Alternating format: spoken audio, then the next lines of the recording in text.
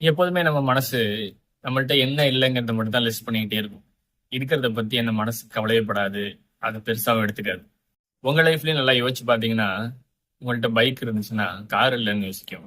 Car இருந்துச்சுன்னா, luxury car இல்லன்னு யோசிக்கும். ஒரு வேலையில இருந்தீங்கன்னா, ப்ரமோஷன் இல்லன்னு யோசிக்கும். பிசினஸ் பண்ணிட்டு இருந்தீங்கன்னா, குரோத் இல்லன்னு யோசிக்கும். அது இல்லாதத மட்டும் தான் ஃபோக்கஸ் பண்ணிக்கிட்டே இருக்கும். நம்மள சோகமா வச்சுக்க தான் ட்ரை பண்ணிக்கிட்டே இருக்கும். ஸோ மனச ரொம்ப ஃபோக்கஸ்டா கவனிச்சு பார்த்தீங்கன்னா, அது நம்மள்ட்ட என்ன இல்லன்றத லிஸ்ட் பண்ணி காட்டிக்கிட்டே நிக்கும்.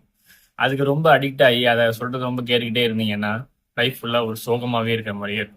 நம்மள்ட்ட என்ன இருக்குன்னு கொஞ்சம் ஜூம் பண்ணி பார்த்தீங்கன்னா, நெறைய விஷயம் இருக்கும். அத நம்மளால கண்டே பிடிக்க முடியாது.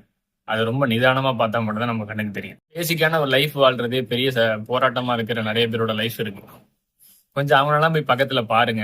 அப்பதான் நம்மளுக்கு என்ன கிடைச்சிருக்குன்னு நம்மளுக்கு தெரியும். முடிஞ்ச அளவுக்கு நம்மள்ட்ட என்ன இருக்குன்றத யோசிக்க ஆரம்பிச்சீங்கன்னா, அத வச்சு என்ன செய்யலாம்? எப்படி நம்ம லைஃப்ப குரோத்ல கொண்டு போலாம்? அப்படிங்கிறத நெறைய விஷயம் நெறைய கத்துக்கலாம். ஸோ என்ன இல்லன்றத யோசிக்கிறத விட்டுட்டு, என்ன இருக்குன்றத யோசிங்க. லைஃப் நல்லா இருக்கும். Thank you.